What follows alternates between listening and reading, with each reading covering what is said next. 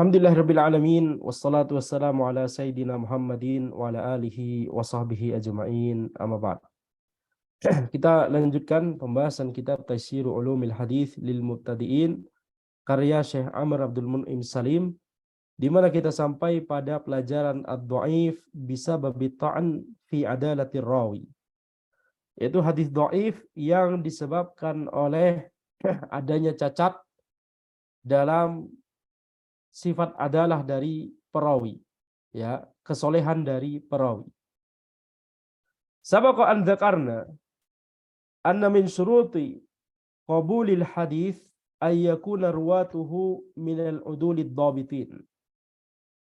Telah lalu kita sebutkan bahwa di antara syarat diterimanya suatu hadis, yakni syarat suatu hadis adalah hadis sahih, itu bahwa para perawinya itu termasuk para perawi yang udul dan para perawi yang dhabitun.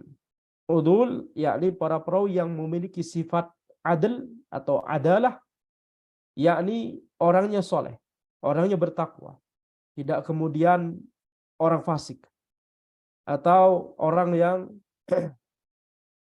yakni tidak memperhatikan agama, sehingga tidak kita percaya perkataannya ketika dia mengatakan bahwa Nabi Muhammad SAW bersabda demikian dan demikian. Ya, kita sedang berbicara tentang hadis, sehingga kita tidak mau mengambil riwayat tentang hadis dari orang yang fasik, dari orang yang tidak memperhatikan masalah agamanya, dari orang yang tidak yakni mengikuti atau tidak berusaha untuk iltizam kepada hukum-hukum Allah Subhanahu wa taala. Tentunya sangat riskan, ya, kita berbicara tentang riwayat hadis Nabi Muhammad sallallahu alaihi wasallam. Baik.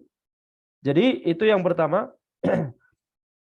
Salah satu syarat dari hadis sahih adalah perawinya memiliki sifat adil atau adalah, dan perawinya memiliki sifat dhabat, yakni akurat dalam meriwayatkan hadis, akurat lafadznya dan akurat maknanya.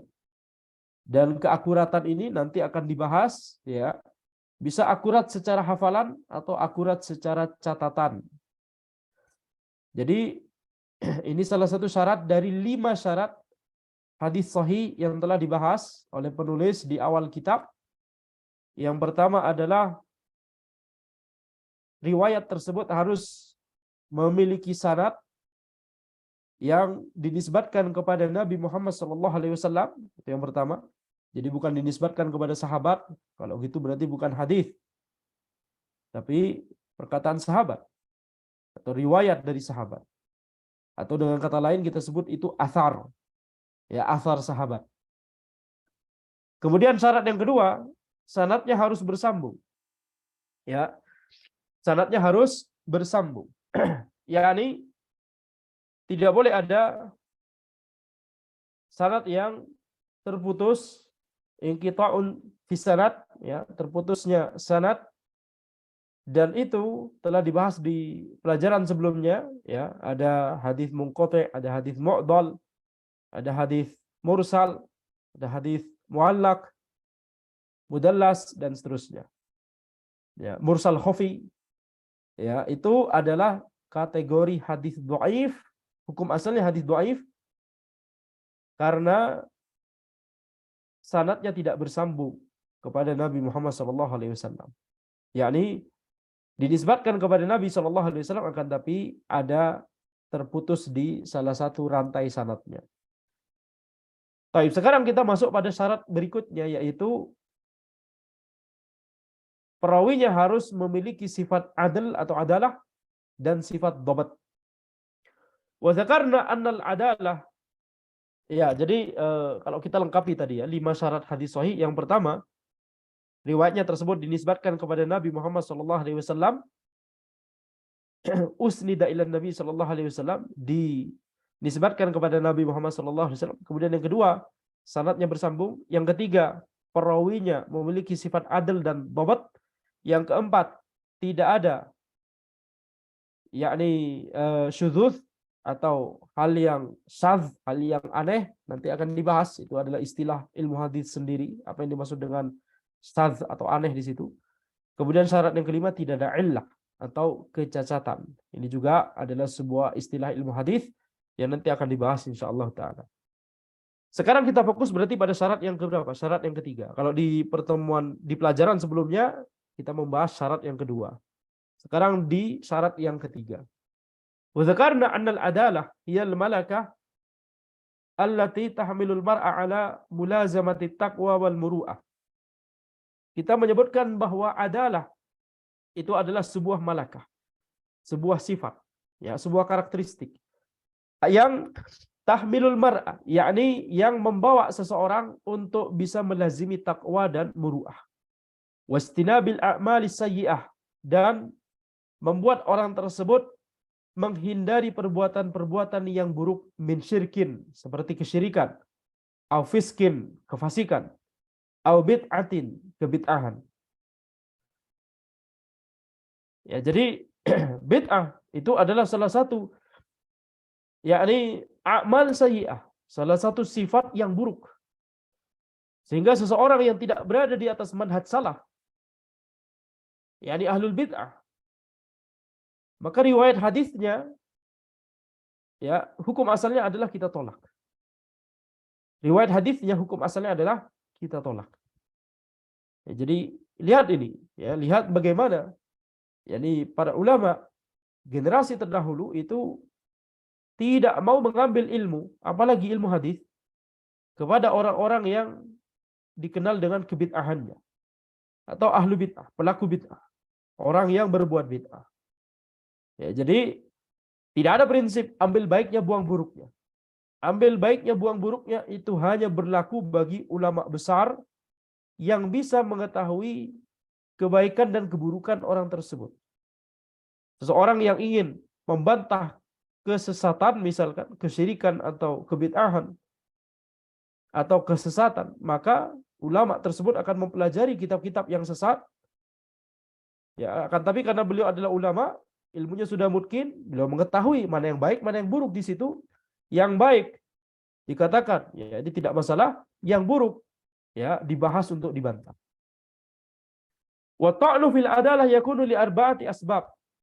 Dan ta'an fil adalah, kecacatan dalam sifat adalah dari seorang rawi, sifat kesolehan dan sifat ketakwaan dari seorang rawi, itu kecacatannya itu yakunu li arba'ati asbab, memiliki 4 sebab. Yang pertama al-kadzib, yakni dusta, mendustakan hadis, menisbatkan sesuatu yang bukan sabda Nabi Muhammad SAW kepada Nabi Muhammad SAW. Ini adalah, ya, faktor pertama sehingga kemudian membuat seseorang itu tidak lagi kita sifati sebagai adil, sebagai yakni orang yang memiliki sifat adil atau adalah. Jadi yang pertama adalah al-kadzib atau dusta. Kemudian yang kedua, at-tuhmah bil kadzib. At-tuhmah bil kadzib. Yaitu apa? Terduga pendusta. Terduga pendusta. Yani berarti penilaian para ulama. Penilaian para ulama, orang ini adalah terduga melakukan pendustaan kepada Nabi Muhammad SAW. Ini juga adalah sebab yang membuat seseorang tidak lagi memiliki sifat adalah. Kemudian yang ketiga, al-jahalah. Yakni orang tersebut tidak diketahui. Siapa orang tersebut? Bisa tidak diketahui kondisinya, namanya diketahui, tapi biografinya tidak pernah kita ketahui. Siapa orang ini? Namanya diketahui, tapi keadaan realnya tidak kita ketahui karena nggak ada biografinya. Kemudian yang kemungkinan kedua, bahkan namanya pun tidak diketahui. Bahkan namanya pun tidak diketahui. Haddatsani rajulun. Nah, misalkan telah meriwayatkan kepadaku seseorang. Siapa seseorang ini? Tidak diketahui. Maka itu jahalah. Kemudian yang keempat, al-bid'ah. Bid'ah. Kebid'ahan seseorang itu merupakan suatu kecacatan ya terhadap sifat adalahnya. Jadi tidak boleh kita bermudah-mudahan untuk mengambil ilmu dari orang yang tidak memiliki yakni akidah yang lurus, manhaj yang lurus. Wa fi hadzal bab insyaallah saufa nata'arrafu ala anwa'il mardud al-ma'luli bi adalati rawihi au ba'di ruwatihi. Dan di bab ini insyaallah kita akan mengetahui ya jenis-jenis hadis yang tertolak yang memiliki kecacatan dari sisi sifat adalah dari seorang perawi. Ya, kesolehan atau ketakwaan dari seorang perawi atau kesolehan atau ketakwaan dari sebagian perawinya. Tidak hanya satu akan tapi beberapa perawi di sana tersebut memiliki ya kecacatan dalam masalah kesolehan atau ketakwaannya. Baik, jadi sebab-sebab yang membuat hadis itu bisa menjadi hadis yang mardud, hadis yang tertolak, itu kita bahas di pelajaran ini. Yang pertama adalah al-haditsul maudhu'. Hadis maudhu', yakni hadis yang palsu. Hadis palsu. Ta'rifuhu ma kana rawihi kadzaban. Ya, ma kana rawihi kadzaban au matnuhu mukhalifan lil qawaid. Yaitu definisinya adalah ketika yakni perawinya itu adalah perawi yang dinilai dan dikenal sebagai pendusta, kadzab, atau matan hadis tersebut ya, bunyi hadis tersebut itu menyelisihi qawaid, menyelisihi kaidah-kaidah syariat. Syarhu ta'rif, penjelasan dari definisi ini, maka narawihi kadzaban ay mausufan bil kadzib fir riwayah. Yang dimaksud dengan ya hadis maudhu' adalah hadis yang perawinya itu pendusta, yakni maksudnya disifati dengan dusta dalam meriwayatkan hadis. Au ba'di ruwatihi au ba'du ruwatihi minal kadzabin, atau sebagian perawinya itu termasuk para pendusta. Jadi ini yang dimaksud. Jadi para ulama dengan tegas mengatakan fulan kadzab, fulan kadzab. Ya, fulan kadzab wa alan kadzab dan seterusnya. Maka itu berarti orang tersebut ya mendustakan hadis. Kalau disifati sebagai orang yang mendustakan hadis, maka hadisnya tersebut tidak kita terima, kita sebut sebagai hadis maudhu', hadis yang palsu. Taib. Sebagian orang berkata, ya, ketika kita katakan tidak boleh berdalil dengan hadis palsu. Tapi kan ini tetap disebut sebagai hadis. Tapi kan ini tetap disebut sebagai hadis, kata mereka. Na'am, tapi palsu. Ya, na'am, tapi palsu. Itulah poinnya. Hadis tersebut ya pada hakikatnya bukan hadis. Pada hakikatnya bukan perkataan atau perbuatan atau persetujuan dari Nabi Muhammad SAW. Tetapi itu adalah kalimat yang diada-adakan kemudian dinisbatkan kepada Nabi Muhammad SAW. Maka ini adalah maknanya dari hadis maudhu'. Au matnuhu al-mansubu ila Nabi sallallahu alaihi wasallam mukhalifan lil qawaid asy-syar'iyyah ats-tsabitah fil kitabi aw sunnati shahihah. Atau matan hadis tersebut, isi dari hadis tersebut yang dinisbatkan kepada Nabi Muhammad sallallahu alaihi wasallam tersebut itu menyelisihi kaidah-kaidah syariat yang itu telah tetap di Al-Qur'an dan di sunnah-sunnah yang sahihah. Wa mithaluhu ma akhrajahu al-Khatib al-Baghdadi fi tarikh Baghdad min tariqi Muhammad bin Sulaiman bin Hisham haddatsana Waqi' an ibn Abi Dhi'b an Nafi' an Abdullah bin Umar radhiyallahu anhu qala Rasulullah sallallahu alaihi wasallam. Contohnya adalah apa yang dikeluarkan oleh Al-Khatibul Baghdadi di tarikh Baghdad dari jalur Muhammad bin Sulaiman bin Hisham, bahwa beliau berkata haddatsana Waqi', telah meriwayatkan kepada kami Waqi'. An Ibni Abi Dhi'b, dari Ibnu Abi Dhi'b. An Nafi', dari Nafi'. An Abdullah bin Umar, dari Abdullah bin Umar radhiyallahu anhu qala qala Rasulullah sallallahu alaihi wasallam. Rasulullah sallallahu alaihi wasallam bersabda, "Lamma usriya bi ila sama' fasirtu ila sama'ir rabi'ah saqata fi hijri tufahah." Ketika aku diperjalankan dalam malam Isra Mi'raj ke langit, maka aku sampai di langit yang keempat, maka jatuh ke kantongku itu tufah, sebuah apel ya. Fa'akhadtuha biyadi, dan aku ambil dengan tanganku, fanfalaqat, kemudian terbelah, fa kharaja minha hawra fa kharaja minha hawra tuqahkih. Ya, fa kharaja minha hawra tuqahkihu. Dari kata qahqaha yuqahkihu, yakni tertawa. Keluar darinya bidadari yang tertawa. Faqultu laha, kemudian aku berkata kepadanya, "Takallami liman anti?" Bicaralah kepadaku. Engkau milik siapa? Qalat, maka dia berkata, "Lil maktuli syahidan Utsman." Milik orang yang terbunuh secara syahid, yakni Utsman. Wa hadzal haditsu maudhu'. Hadis ini adalah hadis palsu. Fihi Muhammad bin Sulaiman bin Hisham, yakni Muhammad bin Sulaiman bin Hisham, ittahamahu Al-Khatib Al-Baghdadi bil wada'. Al-Khatib Al-Baghdadi itu menilai Muhammad bin Sulaiman bin Hisham ini sebagai yakni pemalsu hadis. Wa kadzdzabahu Az-Zahabi.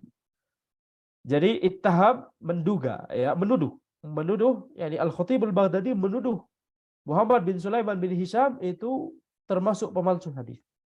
Wa kadzdzabahu Az-Zahabi. Bahkan Az-Zahabi tidak hanya menuduh tapi mengecap, ya, mengecapnya sebagai pendusta, pemalsu hadis. Ya, fi Mizanil I'tidal, di kitab beliau Mizanil I'tidal. Wa qala Ibnu Adi yusilul hadis wa yusrikuhu. Yakni yusilul hadis wa yusrikuhu, menyambung hadis dan mencurinya. Apa yang dimaksud menyambung? Yani maksudnya harusnya hadis yang mursal akan tapi disambung kepada Nabi Muhammad SAW. Disebutkan nama sahabat, padahal harusnya mursal. Tapi disebutkan nama sahabat, kemudian yusrik, yakni mencurinya, yakni mendustakannya, mengatakan bahwa ini adalah sabda Nabi Muhammad SAW padahal bukan. Misalul akhar, ma akhrajul Khallal fi fadail syahri Rajab min tariqi Ziyad bin Maimun an Anas bin Malik qala qila la ya Rasulullah lima summiya Rajab. Contoh yang lain dari hadis palsu adalah apa yang dikeluarkan oleh Al-Khallal di kitab Fadail Syahri Rajab, keutamaan-keutamaan dari bulan Rajab, dari jalur Ziyad bin Maimun, dari Anas bin Malik. Beliau berkata, dikatakan kepada Rasulullah, ya Rasulullah, lima summiya Rajab. Mengapa disebut sebagai bulan Rajab? Yani mengapa namanya disebut sebagai Rajab? Qala li'annahu yutarajjabu fihi khairun katsirun li Sya'ban wa Ramadan. Karena yutarajjabu fihi khairun katsir, karena diperbanyak kebaikan-kebaikan, ya, untuk bulan Sya'ban dan Ramadan. Jadi berasal dari kata tarajjaba, yutarajjab, yani yukaththar wa yu'azzam. Li'annahu yutarajjabu fihi khairun katsirun li Sya'ban wa Ramadan. Karena ya banyak amalan kebaikan itu diperbesar, dibuat yakni semakin besar oleh Allah Subhanahu wa taala untuk bulan Sya'ban dan untuk bulan Ramadan. Wa hadzal hadits fihi Ziyad bin Maimun Al-Fakihi, dan hadis ini di dalam sanadnya ada Ziyad bin Maimun Al-Fakihi wa huwa kadzdzabun i'tarafa bi wad'ihi al-haditsa ala Rasulillah sallallahu alaihi wasallam. Ya, Ziyad bin Maimun ini pendusta, pemalsu hadis. Dia mengaku, ya, mengaku bahwa dia memalsukan hadis atas nama Rasulullah sallallahu alaihi wasallam. Qala Yazid bin Harun kana kadzdzaban wa qala Abu Dawud ataituhu faqala astaghfirullah wada'tu hadhil ahadits. Yazid bin Harun berkata, orang ini pendusta, pemalsu hadis. Wa qala Abu Dawud berkata, ataituhu, aku mendatanginya. Kemudian dia berkata, astaghfirullah, aku memohon ampunan kepada Allah, wada'tu hadhil ahadits. Aku memalsukan hadis-hadis ini. Yani Abu Dawud mendatangi orang tadi, Ziyad bin Maimun Al-Fakihi, menanyakan tentang hadis-hadis yang dia riwayatkan, kemudian dia mengaku bahwa dia telah memalsukan hadis tersebut.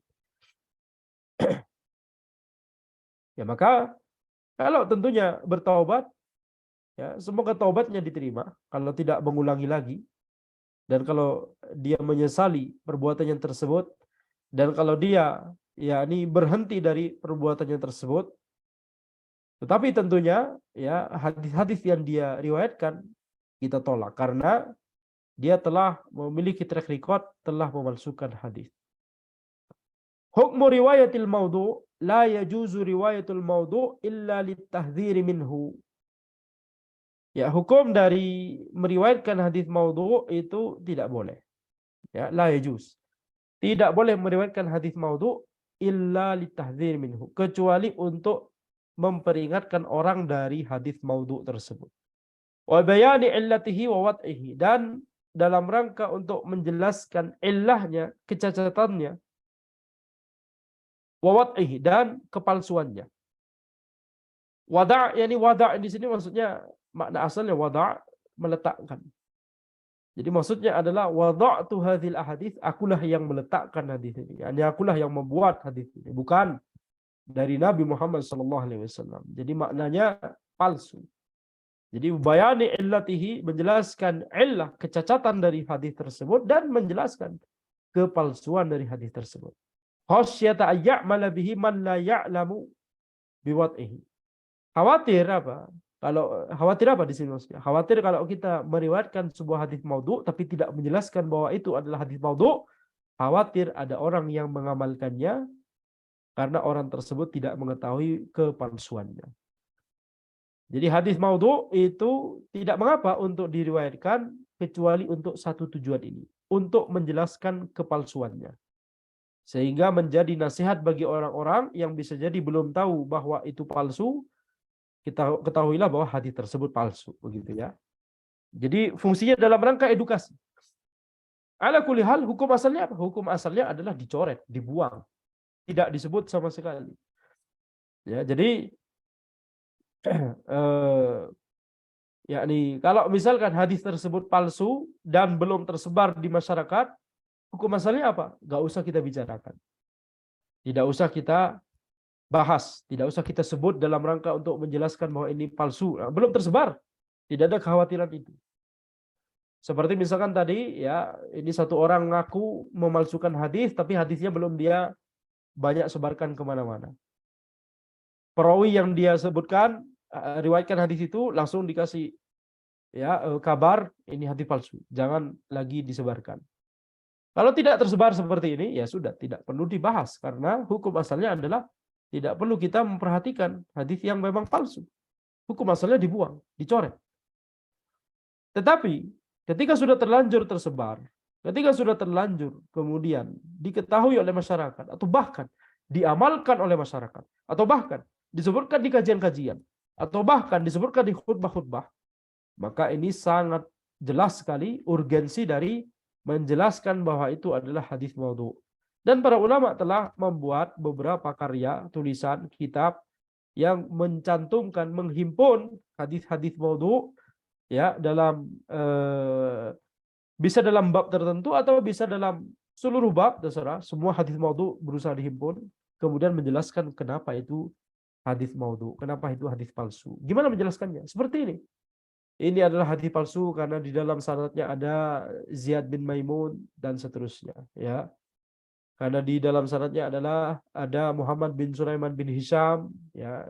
Jadi ilmiah, tidak hanya kemudian mengklaim ini hadis palsu, tapi tidak ada hujjahnya. Harus ada hujjahnya. Bahkan ketika kita mengatakan ini hadis palsu, harus ada penjelasannya, harus ada hujjahnya. Gimana penjelasannya? Yakni kita harus bisa menjelaskan siapa perawi di sanad tersebut yang suka memalsukan hadis atau yang memiliki track record memalsukan hadis. Itu yang harus dilakukan oleh yakni orang yang ingin memperingatkan kaum muslimin dari hadis palsu tersebut. Taib. Dan ini penting, ya ini penting karena yakni banyak sekali hadis palsu yang beredar dan itu membuat kesesatan di tengah-tengah masyarakat. Kalau hadis palsunya itu terkait amalan, yang itu hanya terkait dengan amalan pribadi, kita katakan itu sudah cukup untuk yakni membuat kerusakan. Ya, kalau misalkan hadis palsu tersebut tersebar berisi tentang suatu amalan, kemudian amalannya diamalkan oleh masyarakat. Jadi tidak terkait dengan akidah, tapi cuma terkait dengan suatu amalan tertentu. Tapi dilakukan oleh masyarakat, sehingga menjadi syiar agama. Ini bagian dari Islam. Ini saja sudah bahaya, apalagi kalau hadis palsu tersebut terkait dengan masalah akidah, terkait dengan masalah ya i'tiqad, terkait dengan masalah nama dan sifat Allah, terkait dengan tentang masalah apapun dalam masalah akidah. Ini berbahaya tentunya. Maka ya terkait dengan masalah amalan saja atau bahkan keutamaan suatu amalan itu saja sudah berbahaya, apalagi terkait dengan akidah. Wa yaktsuru wujudul mawdu' fi kutubir raqa'iq wat targhib wat tarhib. Banyak sekali hadis palsu di kitab-kitab raqa'iq, kitab-kitab yang ditulis oleh para ulama untuk melunakkan hati. Atau dengan kata lain ini tazkiyatun nufus. Ya, penyucian jiwa. Tazkiyatun nufus atau raqa'iq itu maknanya sama. Ya, wat targhib wat tarhib. Demikian pula ya ini dalam masalah targhib dan tarhib. Targhib memotivasi orang untuk melakukan suatu amalan, tarhib menakut-nakuti orang agar tidak melakukan suatu keharaman. Ya, jadi sama, ini semuanya masuk dalam rangkaian tazkiyatun nufus. Tazkiyatun nufus. Jadi banyak sekali hadis palsu di sini. Mengapa demikian? Karena di dalam sejarah memang ada perawi yang sengaja memalsukan hadis dalam rangka niatnya baik. Ya. Apa niatnya? Dalam rangka supaya masyarakat itu mendekat kepada din, mendekat kepada agama. Sehingga kemudian dipalsukan hadis, disebutkan bahwa keutamaan kalau melakukan ini dan itu, sholat ini sekian, sholat tertentu, tata cara tertentu, waktu tertentu, sekian dan sekian jumlahnya, jumlah rakaatnya, atau zikir pada waktu tertentu, ya tata cara tertentu, sekian dan sekian jumlahnya, atau sedekah ya pada waktu tertentu, atau pada tempat tertentu misalkan, atau dengan niat tertentu misalkan, maka yakni banyak orang-orang yang di dalam sejarah, dalam tarikh kita melihat mereka itu sengaja memalsukan hadis supaya masyarakat itu semangat untuk yakni kembali kepada din, kembali kepada agama, semangat untuk menjalankan agama. Ini kita katakan ini adalah kesalahan. Tidak terlepas, ini tidak peduli niat antum itu baik atau tidak. Terlepas dari niat antum baik. Tapi kalau caranya salah, salah. Terlepas dari caranya baik atau tidak. Kalau terlepas dari niatnya baik atau tidak. Kalau caranya salah, khalas. Berarti itu salah. Ya, mengajak orang kepada kembali kepada din, kembali kepada agama tidak boleh dengan cara yang salah. Harus dengan cara yang telah ditunjukkan dan dituntunkan oleh Nabi Muhammad SAW. Harus dengan tata cara yang diridhoi oleh Allah Subhanahu Wa Taala. Karena kalau tidak maka tidak akan berkah. Karena kalau tidak maka tidak akan berkah. Ya, jadi di sini kita lihat ini banyak sekali ya hadis maudhu yang ada beredar itu karena atau gara-gara ya ini ada sebagian orang yang memang memalsukan hadis secara sengaja karena niatnya baik ya, yaitu ingin mengajak masyarakat kembali kepada din. Walaupun memang ada juga yang niatnya buruk, banyak juga yang niatnya buruk, ya, dalam rangka untuk melebihkan kabilahnya dibandingkan kabilah yang lain, sukunya dibandingkan suku yang lain, dalam rangka karena ada tujuan politis tertentu, dalam rangka karena yakni untuk membela kesesatannya atau kebid'ahannya, akhirnya dia memalsukan hadis, membela akidahnya yang sesat, akhirnya dia memalsukan hadis. Nah, ini juga banyak. Wala yajuzul amalu fi fadailil a'mal illa ayandarija tahta aslin min usulis syariah. Tidak boleh mengamalkan hadis maudhu, hadis palsu di keutamaan-keutamaan amal kecuali kalau amalan tersebut masuk dalam salah satu dalil dari dalil-dalil syariah. Fayamalu bil asli wala yu'malu bil maudhu. Maka amalkanlah dalil yang utama tersebut, ya. Dan jangan amalkan hadis palsu tersebut. Seperti contohnya misalkan, ya, sebuah hadis palsu yang menyebutkan tentang keutamaan zikir, berzikir subhanallah tapi dengan tata cara tertentu, misalkan jumlah tertentu. Maka kita katakan tidak masalah berzikir, mengucapkan zikir subhanallah karena memang itu ada dalilnya di hadis yang sahih. Jadi kita amalkan hadis yang sahih, tapi kita tinggalkan hadis yang palsu tersebut. Sehingga tata cara yang disebutkan di hadis yang palsu jangan kita amalkan, tapi kita gunakan tata cara yang disebutkan di hadis yang sahih. Padahal sama-sama berzikir dengan subhanallah, begitu. Ini contoh saja. Jadi amalkan ya'malu bil asl wala yu'malu bil maudhu, ya. Amalkan dalil yang utama di dalam syariat dan jangan mengamalkan hadis palsunya tersebut. Wal amalu bihi yakunu miftahan li abwabin katsiratin minal bid'ah wal muhdatsat sawa'an fil aqaid awil ahkam. Dan mengamalkan hadis palsu itu adalah kunci jalan, yakni jalan yang bisa mengarahkan kepada pintu-pintu yang banyak dari kebid'ahan, dari hal-hal yang diada-adakan, baik itu dalam masalah akidah ataupun dalam masalah hukum, yakni amalan. Dan itulah yang terjadi banyak misalkan di orang-orang jamaah tabligh misalkan, atau sufi, ya, atau ahlul bid'ah yang lain, ahlul bid'ah yang lain. Jadi mereka mengamalkan hadis palsu, mereka tidak peduli apakah hadis ini sahih atau tidak. Yang jelas ada hadisnya, kata mereka. Walaupun itu palsu, mereka nggak peduli dengan itu, langsung mereka amalkan. Kalau terkait dengan amalan saja yang tadi kita bilang, kalau terkait dengan amalan saja itu sudah berbahaya, apalagi terkait dengan akidah. Maka lebih berbahaya lagi. Baik. Ini hadis palsu, hadis yang pertama. Di kategori hadis palsu gara-gara atau hadis dhaif atau yakni hadis yang tertolak. Jadi dhaif itu sekali lagi kan ada dua tingkatan yang kita bilang. Dhaif yang ringan sama dhaif yang berat. Hadis palsu masuk yang mana? Tentunya masuk dhaif yang berat. Yang ini berat sekali. Yang ini bahkan paling berat. Ya, hadis palsu itu adalah hadis yang paling berat. Baik. Kemudian kita masuk pada kategori kedua, al-haditsul matruk. Hadis yang ditinggalkan.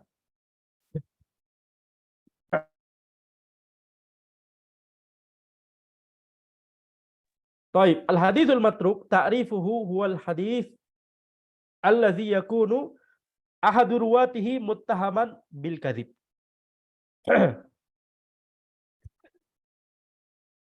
Ya, mungkin ini kita lanjutkan di pertemuan berikutnya saja karena Anas sedang tidak fit, ya. Insyaallah kita lanjutkan di pertemuan berikutnya, ya, hadis matruk. Hadza wallahu a'lam, subhanakallahumma wa bihamdika asyhadu an la ilaha illa anta astaghfiruka wa atubu ilaik.